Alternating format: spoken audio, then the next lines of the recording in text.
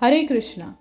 I am Radhika Pyaridevidasi, and this is the continuation of the Mahabharata series retold by Krishna Dharma Prabhu. Chapter 40 Out of Exile. Toward noon on the day after his victory, King Virata re entered his city. Praised by bards, he shone amid the four Pandavas, whose identities he still did not know. When he reached his palace and was seated upon his throne, he inquired after the whereabouts of his eldest son. Some of the palace ladies told him what had happened. Out of excessive bravery, the prince had gone out to fight the best of the Kurus. With Brihanala as his charioteer and no other support, he rode out promising to defeat the vast Kuru army and bring back the cows. The king was at once overcome by sorrow. How will my son fare against the likes of Bhishma, Drona, Karna, and Duryodhana? And when the Kurus hear of the Trigarta's defeat, they will likely attack the city. Surely we are in peril. The king told his ministers to have the army prepared to go out again. We must quickly rescue Bhuminjaya and hold the Kurus off from attacking our city. With such a useless person as his charioteer, I do not think my son will be alive. Yudhishthira smiled as he took his place near the king. If Brihanala is his charioteer, you need not fear.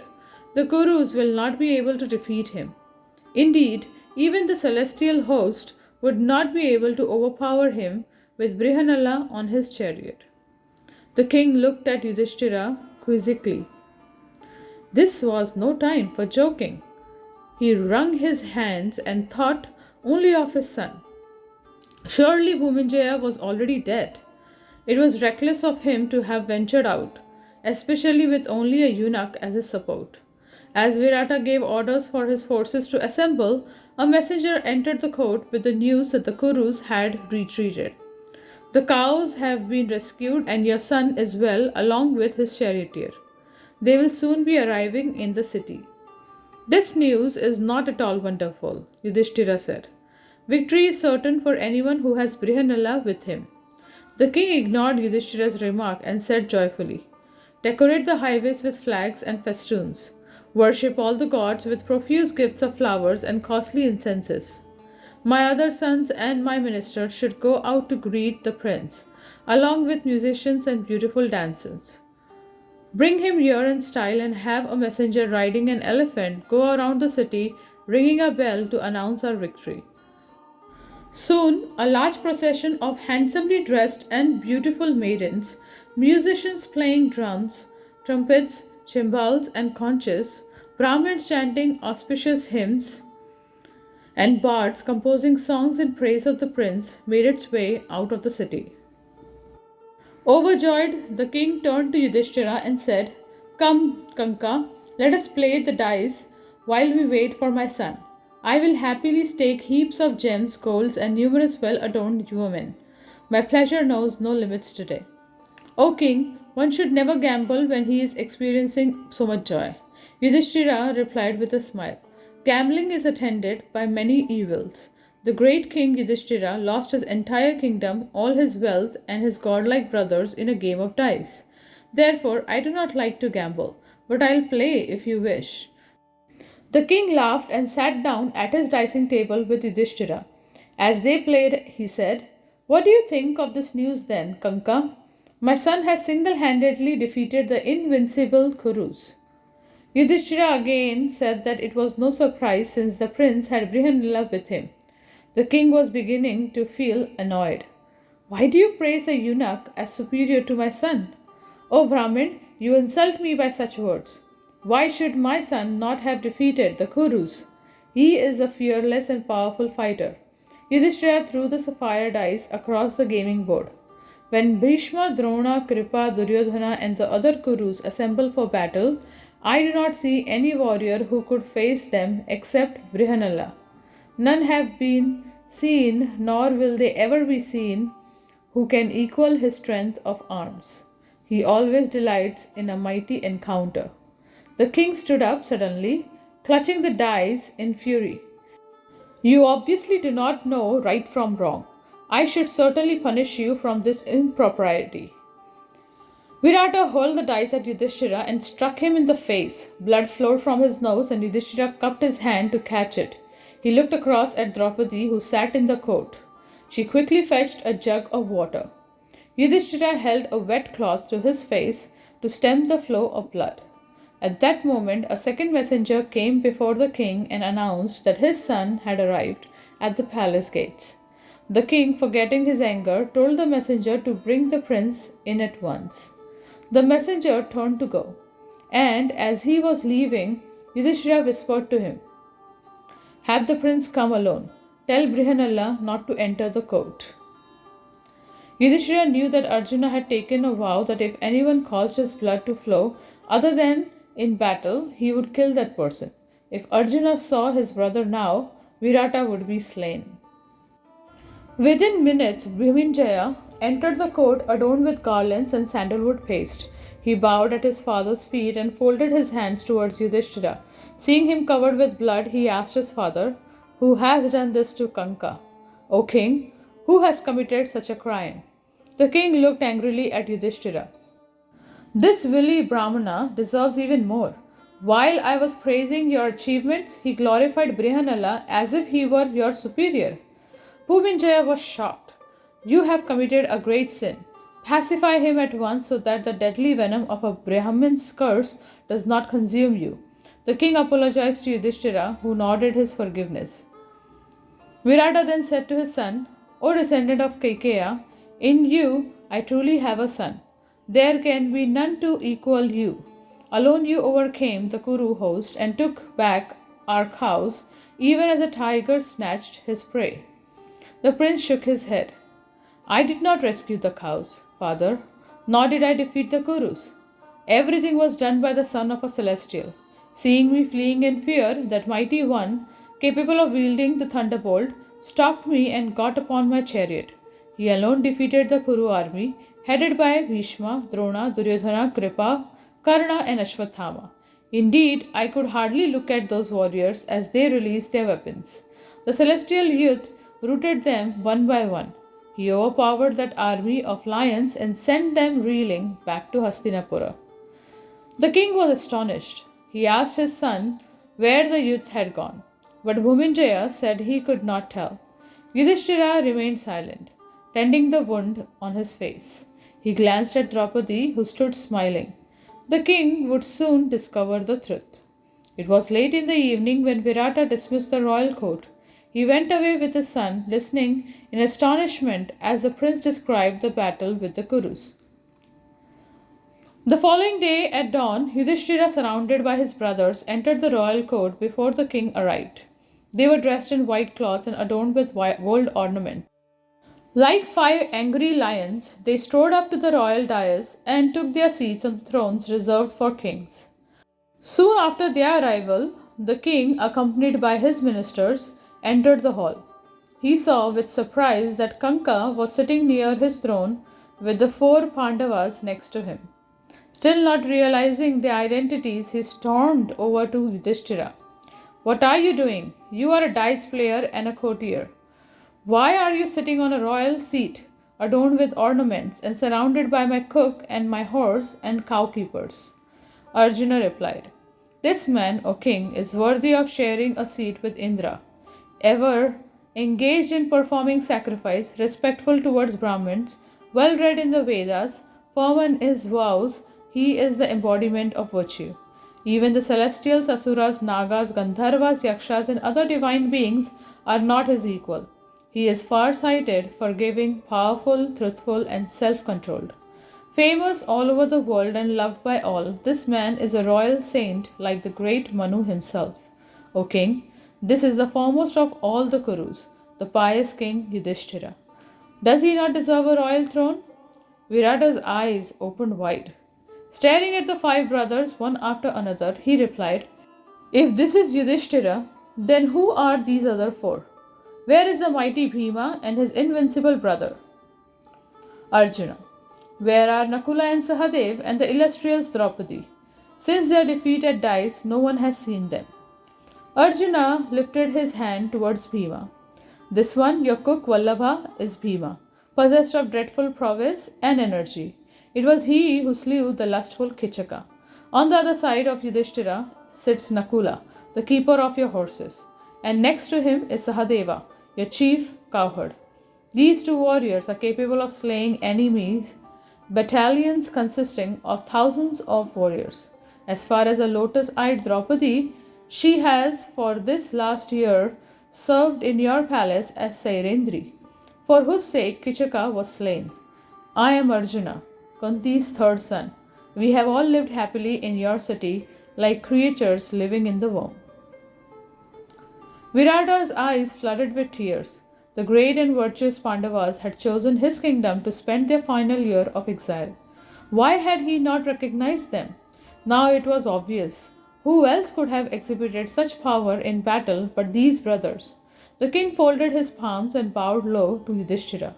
As the king stood up again, Bhuminjaya indicated Arjuna. It was he who slew the Kurus like a lion killing deer. It was he who rescued the cows and overpowered the great heroes from Hastinapur. My ears are still deafened from the incredible blast of his conch. Virata felt deeply ashamed of himself for insulting and wounding Yudhishthira. He spoke humbly. The time has come for me to honor your illustrious selves. What should I do? If you like, I shall bestow my daughter Uttara on Arjuna. I am fully indebted to you all. It was Bhima who rescued me from the clutches of Susharma, and Arjuna has saved us from defeat at the hands of the Kurus. O great king, please forgive me if I have unwittingly given you any offense. You are worthy of my worship. Virata offered his entire kingdom to Yudhishthira with his scepter, treasury, and city. He arranged for Brahmins to offer them worship and repeatedly exclaimed, What good fortune! The Pandavas got down and embraced the old monarch, who gazed at them without satiation. Again offering his kingdom to them, he turned to Arjuna and added, O hero, please take my daughter's hand. Arjuna placed his arm around the king's shoulders. Let your daughter become my daughter in law. That would be a fitting alliance between our two houses. The king looked surprised. Why would you not accept the princess as your own wife? Since I came here, your daughter has seen me like a father, Arjuna replied.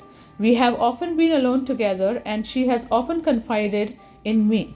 O king, I have seen her as my daughter and do not wish anyone to think it was ever different. If I were to accept her as my wife, others will doubt her purity. I wish to prove her purity and therefore will continue to see her as my daughter. There is no difference between a daughter and a daughter in law. Let her wed my son Abhimanyu. He is Krishna's nephew and he resembles a celestial in every way.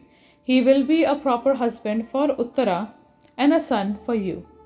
The king nodded approvingly. You have spoken wisely, most virtuous one. Do what you think is proper. Whoever has a relationship with Arjuna, no matter what it may be, has all his desires fulfilled. Yudhishthira gave his permission for the marriage and it was settled. The king then arranged for the brothers to be quartered in his palace. He sent messengers out to announce to the Pandavas' friends and allies that, having come out of exile, they were well and now staying in his capital. Yudhishthira invited all of them to come to the city, and before long they began to arrive. Krishna and Balram came from Dwarka, bringing Abhimanyu and many other members of their family. Drupad arrived accompanied by a huge division of soldiers. The great king Kashiraj, a good friend of Yudhishthira whose daughter had married Bhima, also came with another vast army. The Pandavas duly worshipped all of them as they arrived in Virata. They were particularly joyful to see their friend and well-wisher Krishna, who brought with him an immense force of warriors. He bowed before Yudhishthira and Bhima, while the younger Pandavas touched his feet. Then they all embraced and sat down to exchange news. It was settled that the marriage between Abhimanyu and Uttara would take place on the next full day, and Virata began to make arrangements. The city was decked with flags and festoons. When the day of the wedding arrived, garlands were hung everywhere and musicians played in Virata's palace. Many beautiful damsels wearing jeweled earrings and headed by Draupadi led Uttara to the wedding sacrifice. Numerous Brahmins sat around the fire chanting auspicious hymns from the Vedas. As the Pandavas looked on with Krishna, Balram, and the other kings, Abhimanyu accepted Uttara's hand from Virata. Surrounded by Brahmins and kings, the bride and groom shone like a god and goddess amid the celestial host. Virata gave Abhimanyu a dowry of 700 horses, 2,000 elephants, and a great heap of gems and golds. The ceremony ended with a feast. Pure foods were offered to Vishnu and then distributed first to the Brahmins and then to the thousands of citizens who attended the wedding. Gifts and charities were distributed to all, and everyone left the ceremony filled with joy. As they departed for their homes, they praised the king as well as his daughter and new son in law. With the wedding celebrations over, the Pandavas began to think of their next move. How were they going to recover their kingdom? No word had been received from Hastinapura. The Kurus now knew that the Pandavas were alive and well and living at Virata. According to the agreement made at the final gambling match, it was time to give them back their city and dominions. But it seemed the matter would not be settled peaceably. Krishna suggested they call an assembly and discuss what to do next. Thus, the day following the wedding, all the kings came to Virata's court. On the front seats sat Virata and Drupad, the senior most kings, along with Krishna and Balram, whom everyone considered to be the greatest. By their sides sat Yudhishthira and his brothers, and all around them were dozens of other monarchs. These mighty heroes shone like stars studding the clear sky. The hall buzzed with their conversation as they settled into their places. When everyone was seated, the noise died down and they sat gazing pensively at Krishna, smiling gently and glancing around at all the kings. Krishna spoke first. Everyone knows how Yudhishthira was unfairly defeated at dice and dispossessed of his kingdom by Suvala's son. You also know how he and his brothers were made to live in the forest for 13 years. The sons of Pandu, who are capable of subjugating the world by force of arms, whose chariots go unrestrained to any terrestrial or celestial region, and who are true to their word, have now completed their vow. They have suffered unbearable hardships, especially in this last year when they were obliged to accept menial service to others. They now seek their rightful kingdom. Krishna looked around the assembly. All the kings, seated on golden thrones decked with gems, gazed intently at him as he continued. O kings, consider what is right and best for both the sons of Dharma and for Duryodhana. The virtuous Yudhishthira will not accept even the kingdom of the gods unrighteously. He would prefer the rightful lordship of just a single village. Although he has been antagonized and cheated by the Kauravas, he still wishes them well. Duryodhana and his brothers have repeatedly tried to kill Pandavas, but Yudhishthira has tolerated everything with a peaceful mind. All of his brothers are obedient to his order and would never abandon virtue. They will accept whatever he decides is right, and he will always follow my advice. Krishna glanced at Yudhishthira, whose eyes were fixed affectionately on Krishna's face. Yudhishthira desired only to please Krishna, and his brothers all shared that sentiment. Whatever Krishna advised would surely be best for them. Even Bhima, although longing to wreak vengeance on the Kauravas, would renounce his anger if Krishna deemed it wrong. He rested a hand on his great mace as Krishna went on.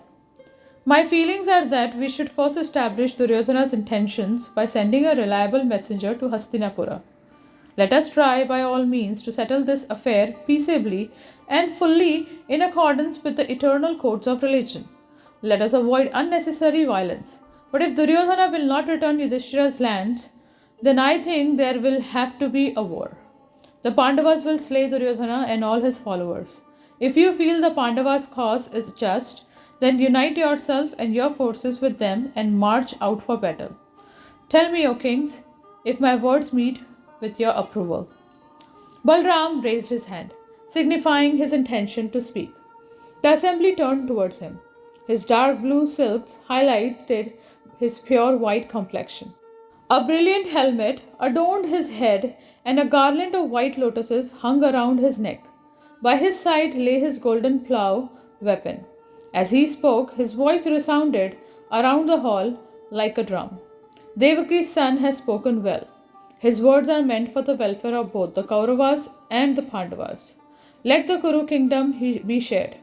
The heroic sons of Kunti will dwell in peace with their cousins, each ruling half of the Kuru empire. I agree that a man should be dispatched to Hastinapura. He should address the noble minded Bhishma, Drona, Vidura, Kripa, Karuna, Shakuni, and all of Dhritarashtra's sons. All of them are heroes and all of them are well versed in the Vedas. After informing these men of Yudhishthira's desire, the messenger should carry back their reply.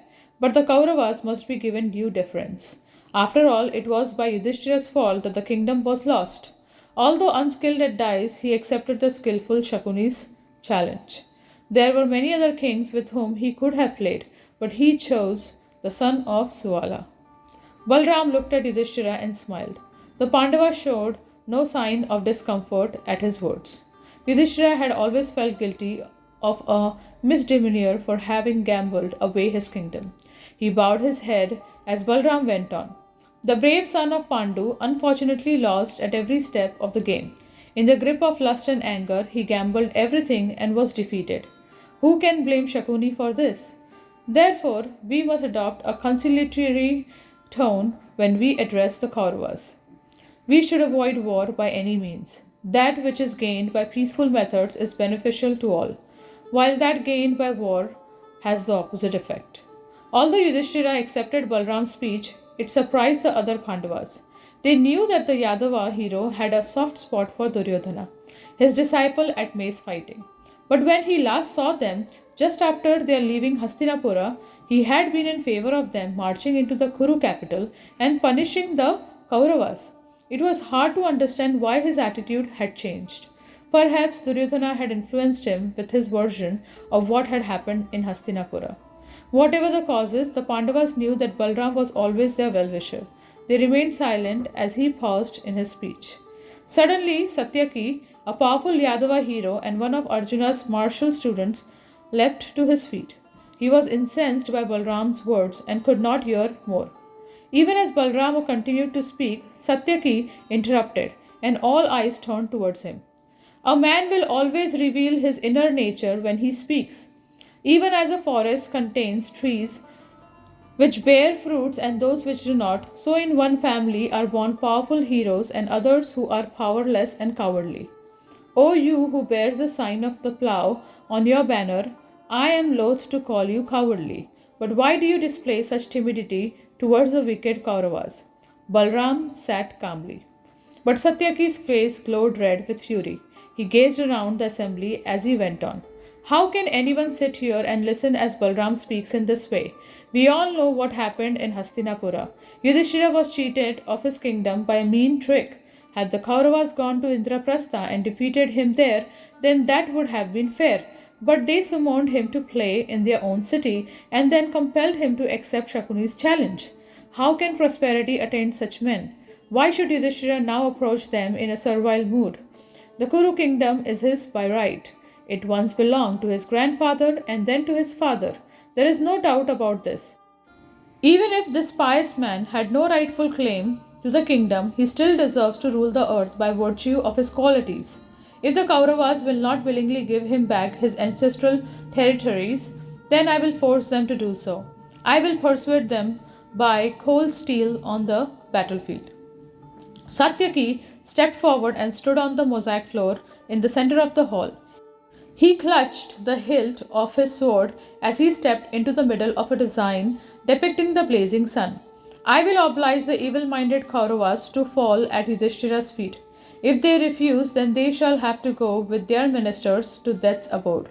Who can withstand Satyaki when he stands ready to fight? Can the mountains bear the thunderbolt? In the same way, who can bear the brunt of the Gandiva bow when Arjuna wields it, or the force of Bhima's mace?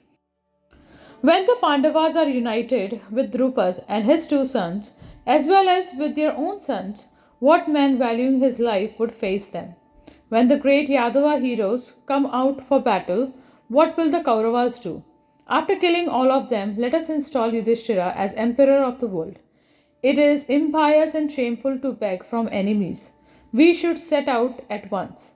Either the Kauravas will surrender the kingdom or they will lie prostrate on the battlefield. Having vented his anger, Satyaki returned to his seat. Balram still remained peaceful. He could understand Satyaki's feeling. The old king Drupad then spoke. O you with long arms, it will doubtlessly be as you say. Duryodhana will never surrender the kingdom. Dhritarashtra is too fond of his son, and he will follow him without question. So it will be with Bhishma and Drona. They have a misguided loyalty. In my opinion, we should not act on Balram's suggestion. Duryodhana will not respond to a humble approach. He will misunderstand such a mild message as weakness. Force is the only language he respects. Everyone present esteemed Drupad's wisdom and maturity. They listened attentively. This is my advice. Let us prepare for battle. Send out messengers to all our allies and have them come here. Duryodhana will certainly do the same. Even now, his men will be heading out and approaching even those whom we now count as friends. Our messengers should travel swiftly around the globe. For a noble man will not refuse he who first asks him for help. Drupad then named the kings and their courtiers where they could find support. He knew Duryodhana would ask everyone to fight with him, whether they were his allies or not. It was important to reach the kings first with their own plea. After listing 40 or 50 monarchs who might assist their cause, Drupad concluded, while we are assembling our forces, let a good man go to Dhritarashtra. I suggest we send my priest. We should carefully instruct him what to say to the Kauravas. But I do not expect much to come of that. Battle is inevitable. Krishna clapped his hands approvingly. These words befit the great king of the Panchalas, who is unequaled in prowess. You are old in learning and wisdom, thus you are just like our Guru. We should act as you say and not otherwise. I agree, but my relationship with both the Pandavas and the Kauravas is the same, regardless of the present situation among them. I have come here and been pleased by King Virata's reception. The wedding is over and I will now return to Dwarka. I leave it in your hands, O monarch, to guide these kings in how to sue for peace between the two parties. If a mutually agreeable solution cannot be found, and if the foolish Duryodhana will not accept peace due to his pride and ignorance, then summon me again. I will do all in my power to help. The assembly of kings agreed to Krishna's proposal and they withdrew to their own quarters. Virata worshipped Krishna with respect and sent him on his way back to Dwarka. Then he began to make preparations for war. Messengers on swift horses were dispatched around the world, and soon large armies began to arrive at Virata. Troops poured in from all quarters and set up camp around the city. Filled with men and animals, the earth seemed covered with dark clouds. The gathering troops created a clamor resembling the roaring ocean. In the Kuru capital also, vast armies were amassing to support Duryodhana. The goddess Earth, with her mountains and forests, seemed to tremble under the burden of so many warriors. When the large force was ready at Virata, Drupad, after consulting with the other kings and Brahmins, spoke with his priest. O Brahmin, among all men, those who are twice born are the best. Among the twice born, the Brahmin is the best, and among the Brahmins, he who knows the Vedas is superior. Those who have realized the Vedic knowledge are even better, and among those, the best are they who practice their knowledge in life. I am of the opinion that you are the best of all men, having realized the supreme Brahman. Your knowledge and wisdom are equal to Brihaspati's. You know what kind of man Yudhishthira is and how the Kurus stole his kingdom. You also know the situation in Hastinapura, as well as the nature and disposition of Dhritarashtra and his son. Duryodhana will not voluntarily return Yudhishthira's kingdom. His old father, blinded by attachment, will follow his lead. Drupad then explained that although he should go to Hastinapura to ask Dhritarashtra to return the Pandavas' kingdom, there was another purpose. He knew that Duryodhana and his father could not be swayed by reason. The priest's job, therefore, was to convince other Kuru leaders of the righteousness of Yudhishthira's claim and of Duryodhana's foolishness in bringing on war. After 13 years of listening to Duryodhana, few among the Kurus may still recognize the truth. The cruel and dishonest treatment meted out to the Pandavas at the dice game might have been all but forgotten. Even the wise and ever virtuous Balram seemed to have been influenced towards the Kauravas. By speaking words of virtue and truth, you will win the hearts of honest men. Vidura will support you, as will Bhishma, Drona, and Kripa. In this way, you will create dissension among the Kurus. They will lose time trying to re establish unity among themselves, and that will allow us to make further preparations for the war. It may even be that Dhritarashtra, moved by our words, will act upon them and do what is right. In any event, we will benefit from your going there. Do not fear for yourself, as they will certainly respect you. You are a learned Brahmin and an ambassador, as well as an aged and virtuous man. After receiving Drupad's request, the priest left immediately for Hastinapura. Thus ends the 40th chapter of the Mahabharata series, Out of Exile. Thank you very much. Hare Krishna.